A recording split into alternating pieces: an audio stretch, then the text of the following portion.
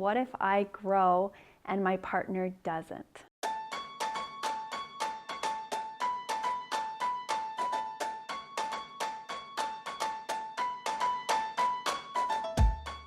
Hi, it's Stacey Berger here with Mastering Your Mindset. As a professional speaker, as a certified coach, I am passionate about you living a life that you love. What if you grow and your partner doesn't? Is this one of your concerns as you're on this personal development journey?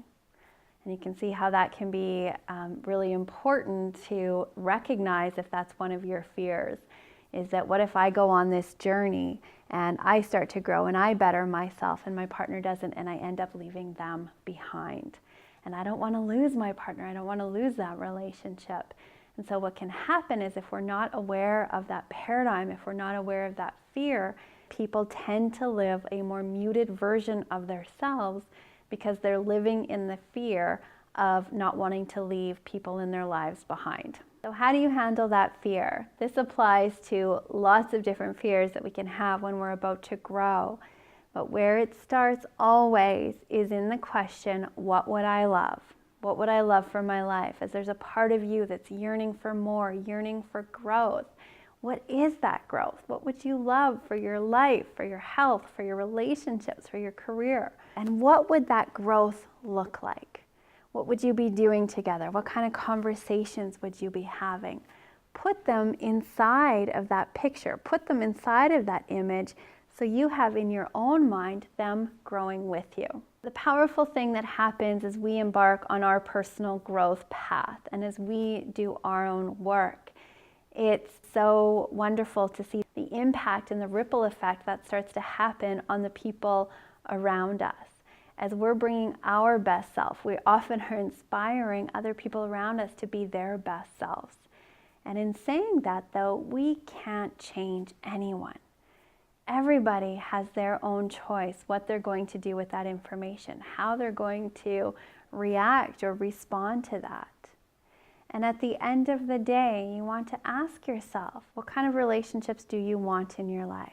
And do you want to surround yourself with people who want you to be the best version of yourself? Or do you want to be in relationships where people are holding you back?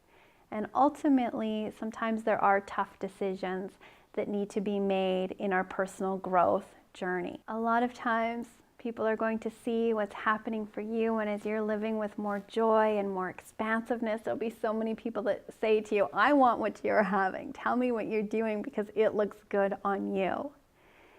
And ultimately, if your partner, if the people closest to you choose not to go on that path, choose not to follow you on that journey, is that worth you living a more muted version of your life? Or do you want to discover what you're truly capable of living, of doing, of becoming? So what would you love for you? What would you love for your life? What would you love for the people inside of that picture? It all starts with us. When we do our own work, when we do our own growth, oftentimes we will inspire the people around us to raise up and to meet us there. As you're stepping into the best version of yourself, those right and perfect relationships will also show up to support you in your journey. So as you make a decision to embark on your personal development, your personal growth, ask your partner. Ask them to support you because they love you, not because they necessarily agree with what you're doing. Say to them, what I would really love from you is your support because you love me.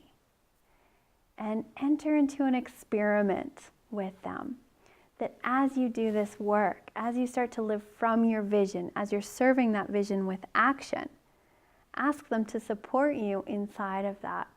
And then watch what starts to open up in your life, in their life, as a result of you doing your work. If this served you, make sure you like the video, subscribe to the channel, follow us on Facebook, and here is to your success.